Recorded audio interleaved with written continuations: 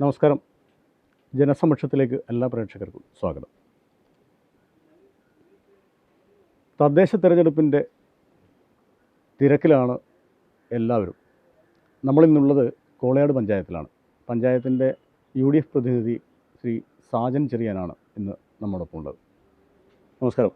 ജനസമക്ഷത്തിലേക്ക് സ്വാഗതം. നമ്മൾ എങ്ങനെയാണ് ഇപ്പം പ്രചരണങ്ങളും പ്രവർത്തനങ്ങളൊക്കെ പുരോഗമിക്കുന്നത്? UDF നല്ല രീതിയിൽ തന്നെ പ്രചരണം മുന്നോട്ട് പോകുന്നുണ്ട്. UDFിൽ വളരെ നേരത്തെ സ്ഥാനാർത്ഥികളെ പ്രഖ്യാപിക്കാനും പ്രചരണത്തിന് ഇറക്കാനും UDF സാധിച്ചിട്ടുണ്ട്. LDF പ്രഖ്യാപിക്കുന്നതിന് മുമ്പ് 2 ദിവസം മുമ്പ് തന്നെ UDF മുഴുവൻ സീറ്റുകളും സ്ഥാനാർത്ഥികൾ പ്രഖ്യാപിച്ചു. ഒരു റൗണ്ട് വീടുകാർ പൂർത്തിയാക്കി. ഇനി നോമിനേഷൻ 20-ന് രാവിലെ 11 മണിക്ക് നോമിനേഷൻ കൊടുക്കുന്നത്. അതിനുശേഷം അടുത്ത ഘട്ടങ്ങൾ നീങ്ങും. ഇപ്പോൾ ഈ രണ്ടാമതൊരു ജനവിധി തേടുന്ന സമയത്ത് നമ്മൾ ഈ സ്ഥാനാർത്ഥി പട്ടിക നിശ്ചയിക്കുന്നതിലും അതിനൊക്കെ പ്രത്യേക പരിഗണന കൊടുത്തിട്ടുണ്ടാവുമല്ലോ. ഏത് രീതിയിലാണ് നിങ്ങളുടെ ഈ പ്രാവശ്യത്തെ സ്ഥാനാർത്ഥി ജനങ്ങളുടെ മുന്നിൽ അവതരിപ്പിക്കുന്ന ആൾക്കാരുടെ ഒരു പ്രത്യേകതകളോ അല്ലെങ്കിൽ എന്തെങ്കിലും ഇപ്പം പ്രായം കുറഞ്ഞ ആൾക്കാർ അല്ലെങ്കിൽ പുതുമുഖങ്ങൾ, പ്രായം പരിചയമുള്ള ആൾക്കാർ, എങ്ങനെയാണ് ഇതിൻ്റെ ഒരു പട്ടിക ക്രമീകരിച്ചിരിക്കുന്നത്? ഈ പഞ്ചായത്തിൽ നിരവധി കാലം മെമ്പറായി മുൻപരിചയമുള്ള ആൾക്കാരുണ്ട് ഇതിനകത്ത്. അതിന് പുറമെ പുതുമുഖങ്ങൾ അവതരിപ്പിച്ചിട്ടുണ്ട്. തീർത്ത് ചെറുപ്പക്കാർ, യുവാക്കളുടെ പദ്ധതികളുണ്ട്, യുവജനങ്ങളുടെ പദ്ധതികളുണ്ട്. പിന്നെ വാർഡുകൾ സ്വീകാര്യ സ്ഥാനാർത്ഥികളാണ്. വാർഡുകൾ കൺവെൻഷൻ വിളിച്ച് ഏറ്റവും പ്രായം കുറഞ്ഞ സ്ഥാനാർത്ഥി 22 വയസ്സുള്ള അമയ ദിനേശ് വായനൂർ വാർഡിൽ 5-ാം വാർഡിൽ. അപ്പം പുതുമുഖങ്ങൾക്ക് മാത്രമല്ല യുവത്വത്തിനും കൂടുതൽ പ്രാധാന്യമാണ്. അപ്പോൾ ഇതിൽ ഇപ്പോൾ UDF കഴിഞ്ഞ തവണ LDF ആണ് ഭരിച്ചത്. അപ്പം നിങ്ങൾ UDFിൻ്റെ ഭാഗമായിട്ട് ഇപ്പം ജനങ്ങളുടെ മുന്നിലേക്ക് വെക്കുന്ന കാര്യങ്ങൾ എന്തൊക്കെയാണ് ഏറ്റവും പ്രധാനപ്പെട്ട കാര്യങ്ങൾ? ഈ കഴിഞ്ഞ 5 വർഷം ഇടതുപക്ഷ മുന്നണി ഈ പഞ്ചായത്ത് ഭരിച്ചപ്പോൾ ദീർഘപക്ഷമില്ലാതെയും കെടുകാര്യസ്ഥയും സ്വജനപക്ഷപാതമാണ് ഇവരുടെ മുഖമുദ്രയുണ്ടായിരുന്നത്. അതിൽ മാറ്റം വരുത്താനുള്ള ഒരു വോട്ടിംഗ്, അതിനുള്ള ഒരു ജനവിധിയാണ് UDF ആവശ്യപ്പെടുന്നത്. UDF അതാണ് പ്രതീക്ഷിക്കുന്നത്. ഈ നമ്മുടെ ജില്ലയിലെടുത്താൽ പോലും അല്ലെങ്കിൽ നമ്മുടെ മറ്റൊരു മണ്ഡലത്തിലായി കഴിഞ്ഞാലും ഏറ്റവും കൂടുതൽ ടൈറ്റ് മത്സരം നടത്തുന്ന ഒരു പഞ്ചായത്താണ് കോളയാട് പഞ്ചായത്ത്. അപ്പോൾ വളരെ ശ്രദ്ധയോടെയായിരിക്കും സ്ഥാനാർത്ഥി നിർണ്ണയം നടത്തിയിട്ടുണ്ടാവുക. വളരെ ചെറിയ കഴിഞ്ഞ തവണ തന്നെ ഒരു പ്രാവശ്യം ഭരണം നഷ്ടപ്പെട്ടത് ഒരു UDFിൻ്റെ ഒരു പ്രതിനിധി മരണപ്പെട്ടതിനെ തുടർന്ന് നടന്ന ഉപതെരഞ്ഞെടുപ്പുമായി ബന്ധപ്പെട്ടാണ്. നിങ്ങൾ ഈ പ്രാവശ്യത്തെ ചിട്ടപ്പെടുത്തൽ എങ്ങനെയാണ്? എല്ലാം മുൻകരുതലെടുത്തിട്ടാണ് പ്രചരണങ്ങൾക്കും അതുപോലെ 3 മാസങ്ങൾക്ക് മുമ്പ് തന്നെ വോട്ടർ പട്ടിക പ്രവർത്തനമായിട്ട് ബന്ധപ്പെട്ട് വളരെ നല്ല രീതിയിലുള്ള വർക്ക് നടത്താൻ സാധിച്ചിട്ടുണ്ട്. ഒരു 3 മാസങ്ങൾക്ക് മുമ്പ് തയ്യാറെടുപ്പ് തുടങ്ങി. അതിനുശേഷം സ്ഥാനാർത്ഥികളെ വളരെ കൃത്യതയോടെ ഒരു തർക്കവുമില്ലാതെ ഒരു ആശങ്കയില്ലാതെ നടത്താൻ വേണ്ടി സാധിച്ചു. അതാണ് ഏറ്റവും ഹൈലൈറ്റ് ആയിട്ട് നമ്മൾ കാണുന്നത്. ഒരു തർക്കവും സ്ഥാനാർത്ഥി ഉണ്ടായിട്ടില്ല. അതെ, ഈ UDFിൻ്റെ ഘടകകക്ഷികളുടെ ഒക്കെ എങ്ങനെയാണ്, ഏത് രീതിയിലാണ്? പൂർണ്ണമായും പിന്തുണയാണ് എല്ലാവരും. കോൺഗ്രസിന് എത്ര സ്ഥാനാർത്ഥിയാണ്, ലീഗിന് എത്രയാണ്, ഏത് രീതിയിലാണ് അത് ക്രമീകരിച്ചിരിക്കുന്നത്? 15 സീറ്റാണ് ഈ പഞ്ചായത്തിലുള്ളത്. 14 ഒരു സീറ്റ് അധികമായി. ഈ 15 സീറ്റിലും കൈപ്പത്തി ചെയ്യുന്നതാണ് സ്ഥാനാർത്ഥികൾ കോൺഗ്രസ് സ്ഥാനാർത്ഥികൾ. അതൊരു പ്രത്യേകതയാണ്. അപ്പം മുസ്ലിം ലീഗിന് ഈ പഞ്ചായത്തിൽ സ്ഥാനാർത്ഥി ഇല്ലേ? ലീഗിന് ആലശ്ശേരി ബ്ലോക്ക് ഡിവിഷനാണ് നൽകിയിരിക്കുന്നത്. അത് ബ്ലോക്കിലേക്കാണ്. പഞ്ചായത്തിലേക്ക് ഈ മുസ്ലിം ലീഗിന് സ്ഥാനാർത്ഥി ഇല്ല. അപ്പോൾ അത് സമവായത്തിലാണ്. ഇന്നലെ നടന്ന പഞ്ചായത്ത് കൺവെൻഷനിൽ ലീഗിന് പ്രതിനിധികളടക്കം പങ്കെടുത്തു, പ്രഖ്യാപനത്തിൽ പങ്കെടുത്തു. സംസ്ഥാനത്ത് തന്നെ പല സ്ഥലത്തും ഈ ലീഗും കോൺഗ്രസും തമ്മിൽ തന്നെ അഭിപ്രായ വ്യത്യാസമുണ്ട്. ലീഗ് സ്വന്തം നിലയിലും UDF കോൺഗ്രസ് സ്വന്തം നിലയിലൊക്കെ മത്സരിക്കുന്ന സംഭവങ്ങൾ ഉണ്ടായിട്ടുണ്ട്. അപ്പോൾ ഈ രീതിയിലൊരു സമവായത്തിലേക്ക് എത്തി എങ്ങനെയാണ്? അത് നമ്മൾ നല്ല ബന്ധത്തിലാണ് ലീഗുമായിട്ട് അതുമുമ്പിൽ പോകുന്നത്. അവർക്ക് യാഥാർത്ഥ്യം പോകുന്നത് ഈ പഞ്ചായത്ത് ഏത് വിധേനയും കൈക്കലാക്കണം എന്നൊരു കാഴ്ചപ്പാടാണ് നേതാക്കന്മാർ ഒറ്റക്കെട്ടാണ്. ഇത് നമുക്ക് തിരിച്ചടിയാവാൻ സാധ്യതയുണ്ടോ? അങ്ങനെയാണ്? ഒരിക്കലുമില്ല. ലീഗിൻ്റെ പൂർണ്ണ പ്രചരണത്തിലുണ്ട്, പ്രവർത്തനത്തിലുണ്ട്. ഞാൻ ഈ കാര്യം ചൂണ്ടിക്കാണിച്ചത് നേരത്തെ ഉദാഹരണം പറഞ്ഞിട്ടാണ്. ഇല്ല, അങ്ങനത്തെ ഒരു വിഷയം കോളയാട് പഞ്ചായത്തിലില്ല. കോളയാട് പഞ്ചായത്തിൽ UDF ആത്മവിശ്വാസം തന്നെയാണ്. തീർച്ചയായും എല്ലാ ഘടകകക്ഷികളും ഉൾക്കൊണ്ടുകൊണ്ട്. നേരത്തെ പറഞ്ഞല്ലോ ഈ കെടുകാര്യസ്ഥത, ഈ സ്വാഭാവികമായിട്ട് എല്ലാവരും രണ്ട് സൈഡും കൂടി ഉന്നയിക്കുന്ന കുറേ പ്രശ്നങ്ങളാണ്. നിങ്ങൾക്ക് ജനങ്ങളുടെ മുന്നിൽ അവതരിപ്പിക്കാൻ പറ്റുന്ന പ്രധാനപ്പെട്ട കാര്യങ്ങൾ പറയും. നമുക്കറിയാം, ഈ പഞ്ചായത്ത് കഴിഞ്ഞ 5 വർഷത്തെ ഭരണം നേട്ടുന്ന പ്രധാനമായിട്ടും ഉയർത്തി കാണിക്കുന്നത് ലൈഫ് ഭവന പദ്ധതിയാണ്. 286 വീടുകൾക്ക് പണി പൂർത്തിയായ വീടുകൾ താക്കോൽ നടത്തിയതെന്നാണ് അവകാശപ്പെടുന്നത്. അതിൽ മന്ത്രി MP രാജേഷ് വന്നിട്ടാണ് ആ താക്കോൽ നടത്തി ചടങ്ങ് നടത്തിയത്. പക്ഷേ അതിൽ എനിക്ക് തോന്നുന്നൊരു പകുതിയോളം വീടുകൾ പണി ഇപ്പോഴും പൂർത്തിയാകുന്നുണ്ട്. ആ വീടുകളിലേക്ക് ഗുണഭോക്താക്കൾ ഗഡുക്കൾ കിട്ടാൻ, ധനസഹായം കിട്ടാൻ പഞ്ചായത്ത് കയറി ഇറങ്ങുന്ന അവസ്ഥ നിലവിൽ ഇപ്പോഴുണ്ട്. അന്ന് പണി പൂർത്തിയാകാത്ത വീടുകളുടെ ഉടമസ്ഥരെ വിളിച്ച് ഈ ചടങ്ങിന് 2 ദിവസം മുമ്പ് വിളിച്ച് താക്കോൽ ഏറ്റുവാങ്ങാൻ പറഞ്ഞു പഞ്ചായത്തിൽ പരിപാടിയാണ് പറഞ്ഞിട്ടാണ് വിളിച്ചത്. പക്ഷേ അവർക്ക് ആരും വീട് പണി പൂർത്തിയായിട്ടില്ല. അതാണ് ഇവർ ഏറ്റവും വലിയ ഒരു നേട്ടമായിട്ട് ഇവർ അവതരിപ്പിക്കുന്നത്. ഇപ്പോൾ അതുകൂടാതെ നമ്മളിപ്പോൾ നിങ്ങൾ ഈ കോളയാട് പഞ്ചായത്ത് തന്നെയുള്ള സ്റ്റേഡിയവുമായി ബന്ധപ്പെട്ടിട്ട് UDF ഇങ്ങനെ സോഷ്യൽ മീഡിയയിലൊക്കെ ഒരുപാട് പ്രചരണങ്ങളൊക്കെ നടത്തുന്നത്. യഥാർത്ഥത്തിൽ അത് നിങ്ങൾ ഉന്നയിക്കുന്ന പ്രശ്നങ്ങൾ എന്താണ്, എത്രത്തോളാണത്? സ്റ്റേഡിയം നമുക്ക് ആർക്ക് പോയി അവിടെ നേരിട്ട് കാണാൻ സംഭവം, നമ്മൾ വെറുതെ പ്രചരണത്തിന് മാത്രം പറയുന്നതല്ല, അവിടെ നേരിട്ട് പോയി ആർക്കും അനുഭവിക്കാവുന്ന കാര്യമാണത്. സ്റ്റേഡിയം ചെളിക്കുളമായിട്ട് കിടക്കുന്നത്, മഴക്കാലത്ത് അങ്ങോട്ട് കയറാൻ പോലും പറ്റാത്ത അവസ്ഥയാണ്. യുവജനങ്ങൾക്ക് ആശ്രയമായ, എനിക്ക് തോന്നുന്നത് ഈ പേരാർ ബ്ലോക്കിലെ തന്നെ ഏറ്റവും മികച്ച ഒരു സ്റ്റേഡിയമായിരുന്നു അത്, വലിയ വലുപ്പത്തിലും ഒക്കെ ആയിട്ട്. പക്ഷേ അതിൻ്റെ ഒരു ഭാഗം ഇപ്പോൾ ഇൻഡോർ സ്റ്റേഡിയം പണിയാൻ വേണ്ടി വലിയൊരു ഫണ്ട് നീക്കി വെച്ചിട്ട് ഒരു ഭാഗം വിനിയോഗിച്ച് ഇൻഡോർ സ്റ്റേഡിയം, ആ ഇൻഡോർ സ്റ്റേഡിയം വെറും സ്കെൽട്ടനായി കിടക്കും. ഇപ്പം എത്ര 4-5 വർഷമായിട്ട് പണി പൂർത്തിയാകാതെ. ഒരു പറയുന്ന ന്യായം കരാറുകാരൻ മരിച്ചുപോയി, അതുകൊണ്ട് പണി പെൻഡിങ് ആയിരുന്നു. പക്ഷേ കരാറുകാരൻ മരിച്ചാലും പണി വീണ്ടും തുടങ്ങാനുള്ള ഒരു സംവിധാനം അത് ഉണ്ട്. പക്ഷെ അത് നടപ്പിലാക്കിയ പഞ്ചായത്തിന് ആർജവമില്ലാതെ അത് നിന്നുപോയി, പാതി വഴിയിൽ പാതി പോലും ആയിട്ടില്ല. ഇത്രയും വർഷമായിട്ട് അങ്ങനെ ഒരു സംഭവം നടന്നിട്ട് നിങ്ങൾക്ക് എന്തുകൊണ്ടാണ് അത് പൊതു ജനസംരക്ഷണത്തിലേക്ക് ഈ സംഭവം കാര്യക്ഷമമായി എത്തിക്കാൻ പറ്റാത്തത്? UDFൻ്റെ ഒരു കോട്ടായിട്ട് നിരവധി തവണ അത് അക്കാര്യത്തിൽ നമ്മൾ സമരം നടത്തിയിട്ടുണ്ട്. സമരം നടത്തിയിട്ട് അത് സോഷ്യൽ മീഡിയ നല്ല സജീവമായി ചർച്ച ചെയ്തതാണ് വിഷയം. എന്നിട്ട് അതൊരു പരിഹാരം കാണാൻ പറ്റിയില്ല. ഇല്ല, ഇനിയിപ്പോൾ UDF അധികാരത്തിൽ വരുവാണെങ്കിൽ ഇക്കാര്യത്തിൽ ഏറ്റവും പ്രാധാന്യം കൊടുത്തിട്ട് ഈ കാര്യങ്ങൾ ചെയ്യും. തീർച്ചയായിട്ടും വരികയും. അപ്പം ഇത് മാത്രമല്ല, പല ഗ്രൗണ്ടുകളും പല സംഭവങ്ങളൊക്കെ പഞ്ചായത്തിൽ പല രീതിയിലും പിന്നെ നന്നാക്കിയെടുക്കാനും ഈ യുവജനങ്ങൾക്കൊക്കെ ഏറ്റവും കൂടുതൽ ആവശ്യമുള്ള കുറേ കാര്യങ്ങളാണ്. ഇക്കാര്യത്തിൽ UDF പ്രത്യേക ശ്രദ്ധ വരുന്നത്. ഈ സ്വജനപക്ഷപാതം എന്നുള്ള ഒരു കാര്യം നേരത്തെ ഉന്നയിച്ചല്ലോ. ഇക്കാര്യത്തിൽ നിങ്ങൾക്ക് കൂടുതൽ എന്താ പറയാനുള്ളത്? ഒറ്റ വാക്കിൽ ഒരു സ്വജനപക്ഷപാതം എന്ന് പറയുമ്പോൾ ആൾക്കാരും അത് എടുക്കാനല്ലോ. സ്വജനപക്ഷവും ഈ പഞ്ചായത്തിൽ ജനങ്ങൾ നേരിട്ട് അനുഭവിക്കുന്ന കാര്യങ്ങളാണ്. അത് ലൈഫ് പദ്ധതിയുടെ വീടിൻ്റെ മാനദണ്ഡം, അതിന് കടുത്ത മാനദണ്ഡം. ആ മാനദണ്ഡങ്ങൾക്ക് മാറ്റം വരുത്തിയിട്ട് സ്വന്തക്കാർക്ക് വേണ്ടി മാത്രം പല മാനദണ്ഡങ്ങൾ മാറ്റിമറിച്ചിട്ട് വേണ്ടപ്പെട്ടവർക്കൊക്കെ വീട് കൊടുത്ത പല സംഭവങ്ങളുണ്ടായിട്ടുണ്ട്. അതുപോലെ തന്നെയാണ് ഈ അംഗൻവാടി നിയമങ്ങൾ. അംഗൻവാടി ജീവനക്കാരെ നിയമിക്കാൻ വേണ്ടിയിട്ട് 4 പോസ്റ്റുകളിൽ ഇൻ്റർവ്യൂ നടത്തി. അതിൽ 300ഓളം യുവതികളാണ്, സ്ത്രീകളാണ് അതിൽ പങ്കെടുത്തത്. വളരെ പ്രതീക്ഷയോടെ നീണ്ട തയ്യാറെടുപ്പ് നടത്തി ഇവരൊക്കെ ഇൻ്റർവ്യൂ ഒന്ന് പങ്കെടുത്തിട്ട് ഇവരൊക്കെ വിഡ്ഢികളാക്കിക്കൊണ്ട് ലിസ്റ്റ് വന്നപ്പോൾ ഈ മുഴുവൻ CPM നേതാക്കന്മാരെ ആൾക്കാർക്ക്, ഈ നിയമനം കിട്ടിയ മുഴുവൻ CPM നേതാക്കന്മാർ സ്വന്തക്കാർക്കും പാർട്ടിക്കാർക്കും മാത്രമാണ്. UDF ഭരിക്കുന്ന സമയത്ത് ഇങ്ങനെയുള്ള കാര്യങ്ങൾ ഉണ്ടായിരുന്നില്ലേ? ഇല്ല, UDF ഭരിക്കുന്ന തീർച്ചയായിട്ടും ജനങ്ങളെ മുഴുവൻ മുഖവിൽ കെടുത്തുകൊണ്ട് ജനങ്ങളെ മുഴുവൻ ആവശ്യത്തിനകത്ത് ഉണർന്ന് പ്രവർത്തിക്കാൻ UDF സാധിച്ചിട്ടുണ്ട്. ഇനിയിപ്പം UDF ആണ് അധികാരത്തിൽ വരുന്നുണ്ടെങ്കിൽ ഇങ്ങനെയൊന്നും ഇല്ലാതെ തന്നെ എല്ലാ രാഷ്ട്രീയ പാർട്ടികളെയോ അല്ലെങ്കിൽ അർഹതയുള്ള ആൾക്കാരെ മാത്രം തീർച്ചയായും ചെയ്യുന്നു. യഥാർത്ഥ അർഹരായർക്ക് മാത്രമാണ് ആനുകൂല്യം നൽകാനുള്ള സംവിധാനം UDF അത് ആവിഷ്കരിക്കും. അനർഹർക്ക് ആനുകൂല്യം പോയാലുള്ള ചിന്തയാണ് UDFൻ്റെ എല്ലാ തലത്തിലുമുള്ള ആൾക്കാർക്കുള്ളത്. ഇത്രയും കാലത്ത് അനുഭവത്തിനാണ് വെക്കുന്നത്. കാരണം ജനങ്ങൾ കടുത്ത പ്രതിഷേധത്തിലാണ്. അവർക്ക് കിട്ടാൻ അർഹതയുള്ളവർക്ക് കിട്ടേണ്ട ആനുകൂല്യങ്ങളൊന്നും കിട്ടാതെ അത് മുഴുവൻ മറ്റൊരാൾക്ക് തട്ടിയെടുക്കുന്ന അവസ്ഥ, അത് ജനങ്ങൾക്ക് ഒരിക്കലും അംഗീകരിക്കാൻ സാധിക്കില്ല. ജനങ്ങൾക്ക് ആർക്കും അംഗീകരിക്കാൻ സാധിക്കില്ല. അതൊക്കെ വോട്ടായിട്ട് നിങ്ങളുടെ പെട്ടിയിൽ വരുന്നതാണ്. ഉറപ്പായിട്ടും ഒരു ജനം തീർച്ചയായിട്ടും മാറ്റത്തിന് വേണ്ടി ആഗ്രഹിക്കുന്നുണ്ട്. തവണ തീർച്ചയായിട്ടും ഭരണം UDFിലേക്ക് 100%. തീർച്ചയായിട്ടും മികച്ച ഭൂരിപക്ഷത്തിൽ അതിനുള്ള പ്രവർത്തനങ്ങളാണ് ഇപ്പോൾ നടക്കുന്നത്. തീർച്ചയായിട്ടും അതിനുള്ള സ്ഥാനാർത്ഥികളും നിങ്ങൾ എല്ലാം അങ്ങനെ തന്നെ ഇറക്കിയ ആൾക്കാരാണ്. തീർച്ചയായിട്ടും അത് സ്ഥാനാർത്ഥി ലിസ്റ്റ് നോക്കി ആർക്കും മനസ്സിലാകും. നല്ല മികച്ച അഭിപ്രായമാണ് പൊതുവെ പഞ്ചായത്ത്. LDFിൻ്റെ സ്ഥാനാർത്ഥി പട്ടികയിലും പരാതി ഉണ്ടാവാൻ സാധ്യതയില്ല. അതിനെ പറ്റി അറിയില്ല. പക്ഷേ അവർ നമ്മൾ പ്രഖ്യാപിച്ച് 3 ദിവസം ശേഷമാണ് പ്രഖ്യാപിക്കാൻ സാധിച്ചത്. നിരവധി ചർച്ചകൾ നടത്തി. തർക്കം ഉണ്ടായിരിക്കുമോ? സ്വാഭാവികമായിട്ടും അതുകൊണ്ടായി ലിസ്റ്റ് നീണ്ടും. സാധാരണ അല്ലെങ്കിൽ UDF ആണല്ലോ എപ്പോഴും പുറകെ പ്രഖ്യാപിക്കുന്നത്. അവസാനമായിട്ട് ഉണ്ടാവുക. അപ്പോൾ ഈ കോളയാട് പഞ്ചായത്തിനെ സംബന്ധിച്ച് അങ്ങനെ ഒരു തർക്കമൊന്നും ഉണ്ടായിട്ടില്ല. ഒരു തർക്കം ഉണ്ടായിട്ടില്ല. UDFിൽ തർക്കമില്ല. പിന്നെ സീറ്റിനെ പറ്റിയിട്ടുള്ള പ്രശ്നങ്ങൾ ഒന്നുമില്ല. ഇപ്പോൾ കേരളത്തിലെമ്പാടും വാർത്തകൾ കണ്ടാൽ നമുക്ക് പല രീതിയിലും പല പ്രശ്നങ്ങളുണ്ട്. അപ്പം നിങ്ങളെ സംബന്ധിച്ച് എന്ന് പറയുമ്പോൾ നിർണായകമായ ഒരു പഞ്ചായത്താണ് കോളയാട് UDFിനെ സംബന്ധിച്ച്. അപ്പോൾ അത് ഒരുപക്ഷെ സംസ്ഥാന തലത്തിൽ തന്നെ ചർച്ചയാവാനുള്ള സാധ്യതയുള്ള പഞ്ചായത്താണ്. കഴിഞ്ഞ പ്രാവശ്യം നമുക്ക് ചെറിയൊരു സംഭവത്തിലാണ് ഈ ഭരണം നഷ്ടപ്പെടുകയും ചെയ്തത്. അത് പിന്നെ തിരിച്ചു പിടിക്കാനും പറ്റിയില്ല. ഇപ്പോൾ കഴിഞ്ഞ പ്രാവശ്യം പിന്നെ 5 വർഷം മുമ്പ് ഈ ശ്രീ സാജൻ ചെറിയാനായിട്ട് നമ്മൾ ജനസംരക്ഷണത്തിൽ സംസാരിച്ചത്. അപ്പോൾ അതിൽ നിന്നും വ്യത്യസ്തമായിട്ട് ഇപ്രാവശ്യത്തേക്ക് പ്രധാനമായി ഉയർത്തി കാണിക്കാനുള്ള സംഭവത്തെക്കുറിച്ചാണ് ഞാൻ സ്ട്രെയിറ്റ് ആയിട്ട് നേരെ ചോദിച്ചത്. അപ്പോൾ നിങ്ങൾക്ക് ഇതിൽ കൂടുതൽ എന്തെങ്കിലും കൂടുതൽ പറയാനുണ്ടാവോ? ജനങ്ങൾ ഒരുപാടുണ്ട്. ഇപ്പം കഴിഞ്ഞ കാലങ്ങളിൽ 2 വർഷം മുമ്പ് ഇവിടെ പ്രകൃതി ദുരന്തം ഉരുൾപൊട്ടലുണ്ടായി.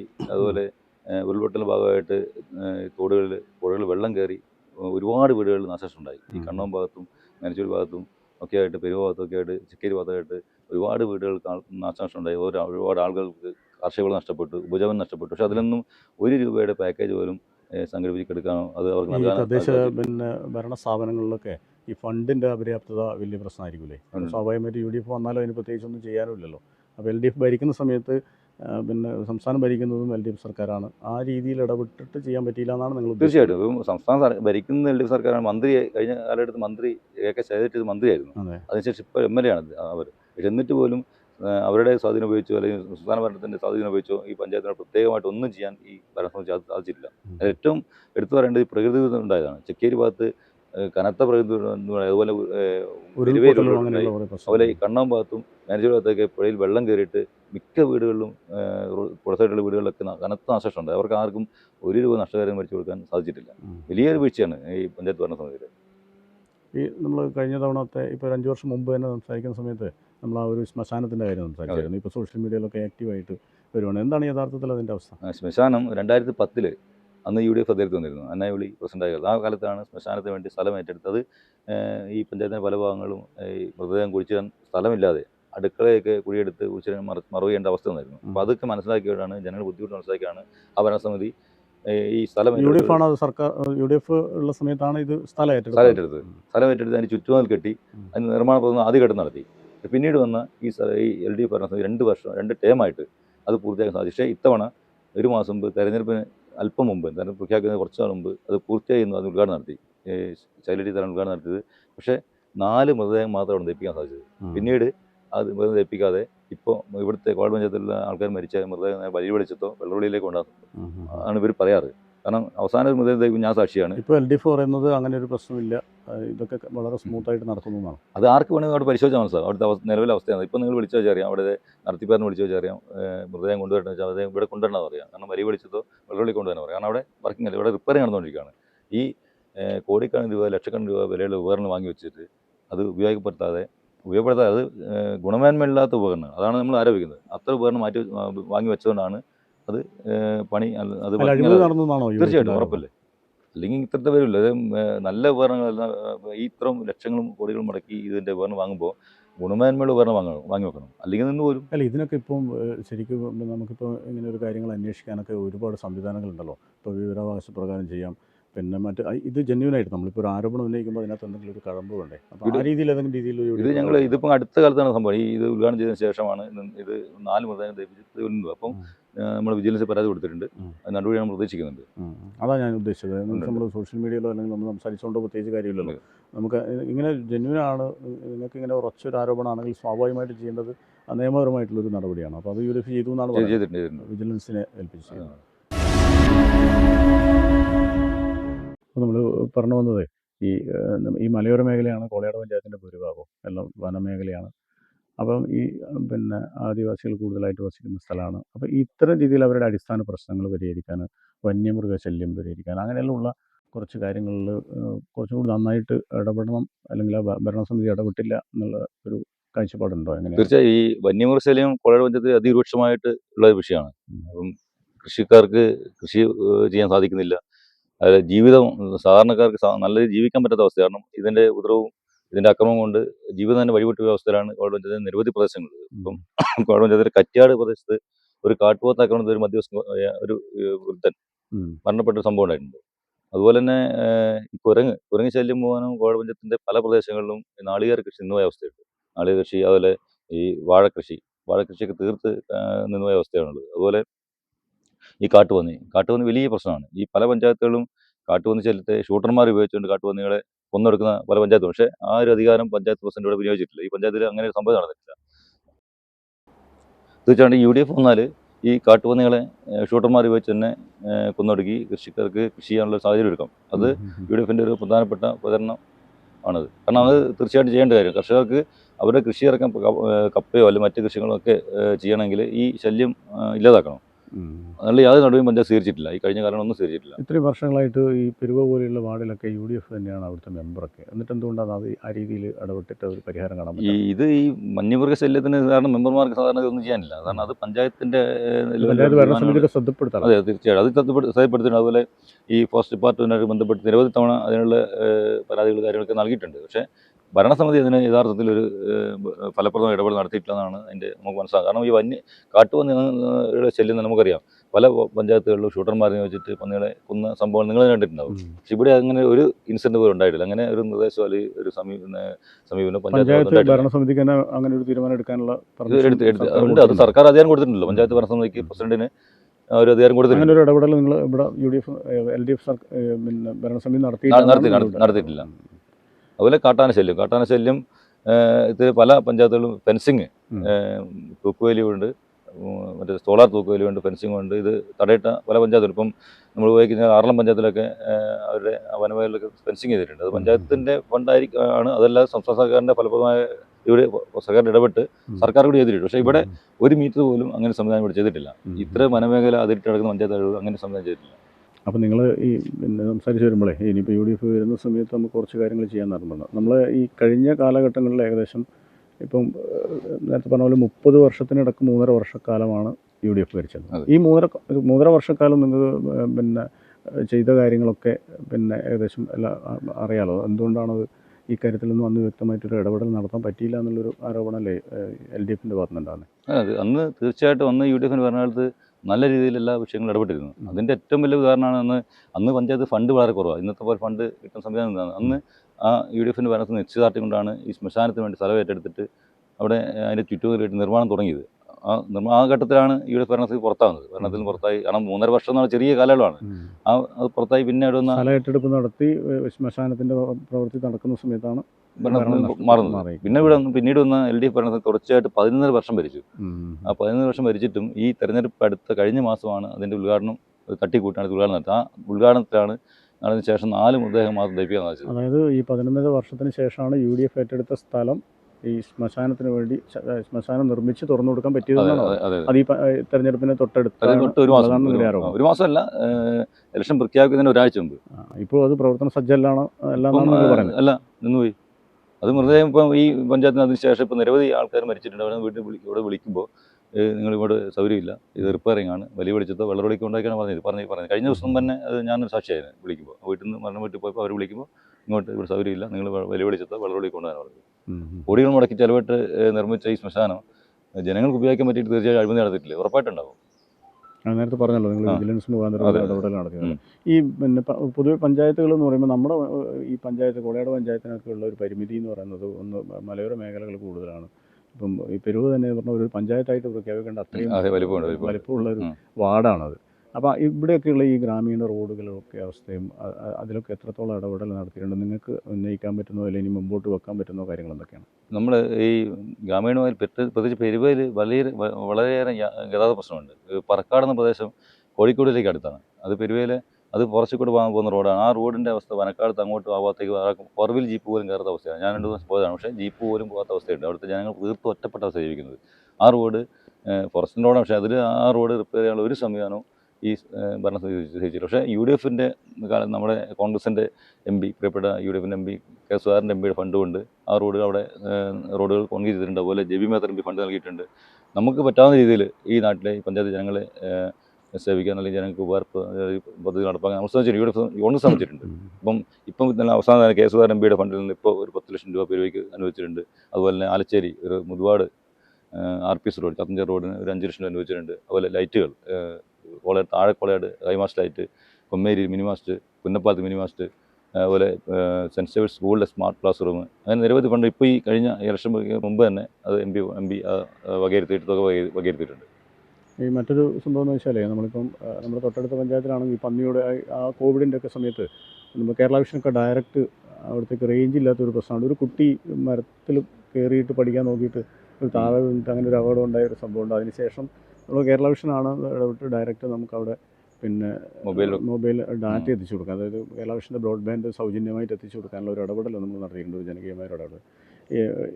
സമാനമായതാണ് ഈ പെരുവ ആ ഭാഗത്തൊക്കെ ഉള്ള പന്നിയോട് ഇപ്പം ചിലപ്പോൾ പഞ്ചായത്താണെങ്കിലും ഇപ്പോൾ ഈ രീതിയിലുള്ള ഒരു ഇടപെടൽ നിങ്ങൾ ഇനി UDF അധികാരത്തിൽ വന്നു കഴിഞ്ഞാൽ അവർക്കുള്ള സൗകര്യങ്ങൾ ഒരുക്കി കൊടുക്കാനുള്ളൊരു ശ്രമം നടത്തും എന്നുള്ള ഒരു തീർച്ചയായും ഇപ്പം മൊബൈൽ കണക്ഷൻ കാര്യത്തിൽ പഞ്ചായത്തിന് അത് സമ്മർദ്ദം ചെലുത്താം. കേന്ദ്ര സർക്കാരിൽ സംസ്ഥാന സർക്കാർ ഇങ്ങനെ അടിസ്ഥാന സൗകര്യം ഇല്ല എന്ന് പറയുന്നത് ബ്രോഡ്ബാൻഡ് കണക്ഷനുകൾ അതിനുവേണ്ടി ഫണ്ട് വകയിരുത്താനുള്ള കഴിഞ്ഞ പ്രാവശ്യം ജില്ലാ പഞ്ചായത്തിൻ്റെ ഫണ്ട് തന്നെ ഒരുപാട് ഫണ്ടുണ്ട്. അപ്പോൾ പഞ്ചായത്തിന് തനത് ഫണ്ട് ഉപയോഗിച്ചിട്ടോ മറ്റേതെങ്കിലും രീതിയിലോ അതിന് ശ്രമം നടത്താൻ പറ്റുന്നതാണ്. ബ്രോഡ്ബാൻഡ് കണക്ഷൻ തീർച്ചയായും കൊടുക്കാൻ പറ്റുന്നതാണല്ലോ. പക്ഷെ അതൊന്നും ഒരു ശ്രമവും നടത്തിയിട്ടില്ല. നിങ്ങൾ അധികാരത്തിൽ വരുവാണെങ്കിൽ ഇങ്ങനെയുള്ള അടിസ്ഥാനപരമായ കാര്യങ്ങളിൽ കൂടുതൽ ഇടപെടും. തീർച്ചയായും ജനങ്ങൾക്ക് ഉപകാരപ്പെടുന്ന രീതിയിൽ ജനങ്ങൾക്ക് എന്ത് ഗുണം കിട്ടുന്ന രീതിയിൽ ചിന്തിച്ചിട്ടുള്ള നടപടികൾ, ശക്തമായ നടപടികൾ UDF സ്വീകരിക്കും. അതിനുള്ള പദ്ധതികൾ ആവിഷ്കരിക്കും. ഫണ്ട് ഇപ്പം പഞ്ചായത്തിൻ്റെ തനത് ഫണ്ട് ഇല്ലെങ്കിലും സ്വാധീനം ചെലുത്തി സർക്കാർ ഫണ്ടോ കേന്ദ്ര ഫണ്ടൊക്കെ നമുക്ക് കൊണ്ടുവരാൻ പറ്റും. നല്ല രീതിയിലുള്ള സ്വാധീനം ചെലുത്തിയാൽ അതൊക്കെ ലഭിക്കും. പക്ഷെ ഇത് സംസ്ഥാന ഭരണം 2 ടൈം ഉണ്ടായിട്ടും യാതൊരു രീതിയിൽ ഫലപ്രദമായ ഇടപെടൽ നടത്തിയ ഒരു പാക്കേജ് പോലും ഈ കഴിഞ്ഞ കാലങ്ങളിൽ കോഴ പഞ്ചായത്ത് കൊണ്ടുവന്നിട്ടില്ല. അതിന് ഏറ്റവും പ്രകൃതിക്ഷോഭം ഉണ്ടായിട്ട് കോടിക്കണക്കിന് രൂപയുടെ നാശനഷ്ടമാണ് ഈ പ്രദേശങ്ങളുണ്ടായത്. അതിനൊന്നും ഒരു കർഷകർക്ക് നഷ്ടപരിഹാരം കൊടുത്തിട്ടില്ല, ഒന്നും ചെയ്യാൻ പറ്റിയിട്ടില്ല. ഇതൊക്കെയാണ് നിങ്ങളുടെ ഒരു ആരോപണങ്ങളും അല്ലെങ്കിൽ ജനങ്ങളെ മുന്നിലേക്ക് വെക്കുന്ന കുറച്ച് കാര്യങ്ങൾ. ഇപ്പോൾ നമ്മളിപ്പോൾ നേരത്തെ തന്നെ പറഞ്ഞ ഒരു ആത്മവിശ്വാസം എന്ന് പറയുന്നത് ആദ്യം എല്ലാ തെരഞ്ഞെടുപ്പുകളിലും തദ്ദേശ തെരഞ്ഞെടുപ്പായാലും അല്ലാത്ത തെരഞ്ഞെടുപ്പായാലും ഈ UDFൻ്റെ സ്ഥാനാർത്ഥി പട്ടിക ഒരു കീറാമുട്ടിയായിട്ട് എപ്പം മുന്നിൽ ഈ കൊളയാട് പഞ്ചായത്തിനെ സംബന്ധിച്ച് അങ്ങനെ ഇല്ല എന്നുള്ളൊരു ആത്മവിശ്വാസത്തിലാണ് എല്ലാവരും. അതിൽ ഞങ്ങൾക്ക് സന്തോഷം, അഭിമാനമുണ്ട്. ഒരു രീതിയിലുള്ള അസ്വാരസ്യവും ഈ സ്ഥാനാർത്ഥി പ്രഖ്യാപനം ഉണ്ടായിട്ടില്ല. ഒരു സ്ഥലത്ത് ഒരു അവസരവും ഉണ്ടായിട്ടില്ല. ഒരാൾക്ക് പ്രതിഷേധമില്ല. ഘടകകക്ഷികളെല്ലാം ശക്തമായി തന്നെ കൂടെ നിൽക്കുന്നു. അതിൻ്റെ ഒരു ആത്മവിശ്വാസം തീർച്ചയായിട്ടും ഇത്തവണ പഞ്ചായത്ത് ഭരണം UDFിനെ കയറും ഈ മികച്ച ഭൂരിപക്ഷത്തിൽ. ശ്രീ സാജൻ ചെറിയാനും ഒരു മത്സരാർത്ഥിയാണ്. അതെ, പുത്തലം വാർഡ് 6ാം വാർഡിലെ സ്ഥാനാർത്ഥിയാണ്. അതെ. എങ്ങനെ കാണുന്നു ആ ഒരു രീതിയിൽ? 6ാം വാർഡ് UDFിൻ്റെ ഒരു പൊന്നാവരം കോട്ടയാണ്. ഈ വാർഡ് രൂപീകരിക്കപ്പെട്ട ശേഷം ഒരിക്കലും UDF നഷ്ടപ്പെട്ടില്ല. മികച്ച ഭൂരിപക്ഷത്തിൽ തന്നെ. കഴിഞ്ഞ തവണ UDFിൻ്റെ സ്ഥാനാർത്ഥിയായിട്ട് ആര്യപ്പറമ്പ് വാർഡിലായിരുന്നു. ആര്യപ്പറമ്പ് അപ്പം ചെറിയൊരു വോട്ടിനാണെന്ന് തോന്നുന്നു. അതെ, ചെറിയ കഴിഞ്ഞ 3 തവണ മത്സരിച്ചിരുന്നു. 3 തവണ അത് ഈ പറഞ്ഞ പോലെ LDFിൻ്റെ ഒരു പൊന്നാവരം കോട്ടയാണ്. അതെ, അത് LDFിൻ്റെ പൊന്നാവരം കോട്ടയാണ്. അവിടെ ഒന്ന് പോരാടാൻ പറ്റി എന്നുള്ളത് തീർച്ചയായും. 3 തെരഞ്ഞെടുപ്പിൽ അവിടെ അത് 2 തവണ ആരും വാർഡിലേക്ക് ഒരു തവണ ബ്ലോക്കിലായിരിക്കും. 3 തവണ പോരാട്ടം നടത്താൻ സാധിച്ചു. ബലിയാടായി പോയി തോന്നുന്നുണ്ടോ? ഇല്ല, ഒരിക്കലും ഇല്ല. ഞാൻ സ്വയം സന്നദ്ധനായിരുന്നു മത്സരിക്കാൻ. ഇത്തവണ സന്നദ്ധമായിരുന്നു. കാരണം പാർട്ടി റിസ്ക് ഏറ്റെടുക്കേണ്ട ഷുവർ സീറ്റ് മത്സരിക്കാൻ ആവശ്യപ്പെട്ടാണ്. ജയിക്കുവാണെങ്കിൽ പഞ്ചായത്ത് പ്രസിഡന്റ് ആവുമെന്നുള്ളൊരു റൂമർ ഉണ്ടല്ലോ. ഇല്ല, അങ്ങനെയൊന്നുമില്ല. അത് പാർട്ടി ആലോചിച്ച് റിസൾട്ട് വന്ന ശേഷം പാർട്ടി ആലോചിച്ച് കാണിക്കും. അത് പാർട്ടിയുടെ തീരുമാനം. അത് പാർട്ടി. അങ്ങനെ ഒരു പ്രസിഡന്റ് സ്ഥാനാർത്ഥി എന്ന് വെക്കാൻ ഒരാളുണ്ടോ? ഇല്ല, അങ്ങനെ നിലവിൽ അങ്ങനെ തീരുമാനം എടുത്തിട്ടില്ല. ഇല്ല, റിസൾട്ട് വന്ന ശേഷം പാർട്ടി എല്ലാവരും പ്രസിഡന്റ് ആവാൻ യോഗ്യത. തീർച്ചയായും അങ്ങനെയാണ് വരുന്നത്. അപ്പോൾ എന്തായാലും പൂർണ്ണമായും ആത്മവിശ്വാസത്തിലാണ്. ഉറപ്പായിട്ടും 100% മികച്ച ഭൂരിപക്ഷത്തിൽ അദ്ദേഹം UDF അധികാരത്തിൽ വരും തന്നെയാണ്. ഒരു തർക്കമില്ല. ഇത് ഈ 30 വർഷത്തെ 3.5 വർഷം മാറ്റി നിർത്തിയാൽ 30 വർഷത്തെ ചരിത്രമാണ്. ഇതിന് മുന്നേ കോളയാടിൻ്റെ ചരിത്രം എന്ന് പറയുന്നത് UDFിന് അനുകൂലമായി നിന്ന ആളുകളാണ് കൂടുതലും പഞ്ചായത്തിലുള്ളത്. അപ്പോൾ അതിൻ്റെ ഒരു മാറ്റത്തിന് ഈ തെരഞ്ഞെടുപ്പോടെ തുറക്കാവുന്നതാണ് താങ്കൾ പറയുന്നത്. ഉറപ്പായിട്ടും ഇത്തവണ UDFിന് അനുകൂലമാവുമെന്ന് കരുതി തന്നെ പല വാർഡുകളും UDFിന് അനുകൂല വാർഡുകളൊക്കെ വെട്ടിമുറിച്ച് വാർഡ് വിധത്തിൽ UDFിന് ക്ഷീണം ചെയ്യുന്ന രീതിയിൽ കരുതിയിട്ട് പല വാർഡ് വെട്ടിമുറിച്ചിട്ട്. പക്ഷേ അതൊന്നും മുൻകാല അനുഭവം പറയുന്നത് അതൊന്നും ഒരിക്കലും നിലനിൽക്കില്ല. തവണ നമ്മൾ സംസാരിക്കുന്ന സമയത്തും ഇങ്ങനെയുള്ള ഒരു ആരോപണം അവിടെ മുന്നോട്ട് തീർച്ചയായിട്ടുണ്ടായിരുന്നു. പക്ഷെ അന്ന് കഴിഞ്ഞ തവണ വാർഡ് ഇല്ലായിരുന്നു. ഇത്തവണയാണ് വാർഡ് വിധം വന്നത്. ഒരു വാർഡ് കൂടിയിട്ടുണ്ട്.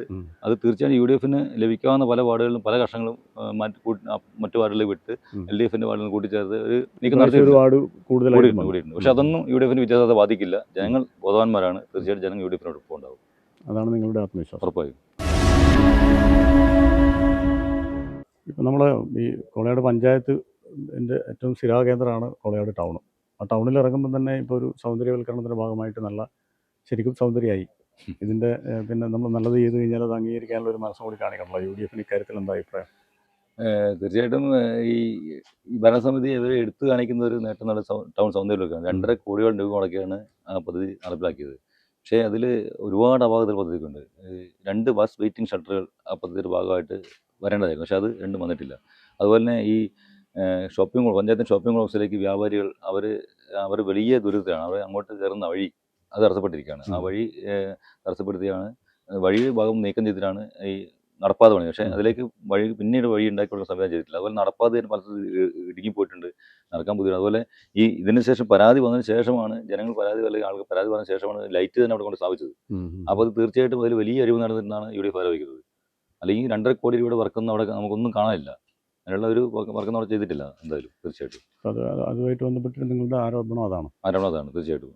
ഈ തണൽ മരങ്ങളൊക്കെ മുറിച്ച് മാറ്റിയിട്ടാണ് അവിടെ സൗന്ദര്യവൽക്കരണം നടക്കുന്നത്. ടൗണിൽ തണൽ മുറിച്ച് മാറ്റിയിട്ടുണ്ട്. അത് പക്ഷേ സ്വാഭാവികമായിട്ടും അതിൻ്റെ വർക്കൊക്കെ ചെയ്യണം. പക്ഷേ അതിനുള്ള മറ്റ് തലമുറ വെച്ചുപിടിപ്പിക്കുന്ന പരിപാലിക്കുന്ന കാര്യക്ഷമമായിട്ട് നടപ്പാക്കിയിട്ടില്ല.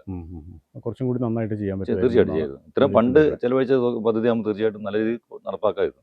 ചെയ്യാൻ പറ്റില്ല. ഇപ്പം ഞാൻ പറഞ്ഞ മട്ടന്നൂർ നിയോജക മണ്ഡലത്തിലായാലും ഇനിയിപ്പോൾ കേരളത്തിലൊട്ടാകെ ആയാലും കോളയാട് പഞ്ചായത്തിനെ സംബന്ധിച്ച് UDFിനൊരു പ്രതീക്ഷയാണ്. അതുകൊണ്ട് സംസ്ഥാന തലത്തിൽ തന്നെ ചർച്ചയാവുന്നുണ്ട് ഒരു പക്ഷേ കോളയാട് പഞ്ചായത്ത് എന്ന് തോന്നുന്നു. നമ്മൾ ഇത്രയും വർഷത്തെ 30 വർഷമായിട്ട് 3.5 വർഷമാണ് UDF ഭരിക്കുന്നത്. അതിന് മുന്നേ മുഴുവനും UDF ഭരിച്ചൊരു പഞ്ചായത്തും കൂടിയാണ്.